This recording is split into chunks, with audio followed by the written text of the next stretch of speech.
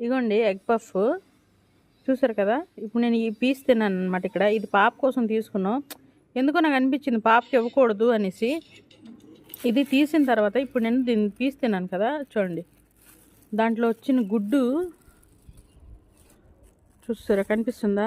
Plastic ఉన్నానా, ఇదిగోండి. ఇప్పుడు నవ్వులుతుంటే అది అవ్వడం లేదా, ఈట ఇదని చూద్దామని మీకు వీడియో తీసి చూపిస్తుంది. నువ్వు చేయితేమా, ఇదిగోండి.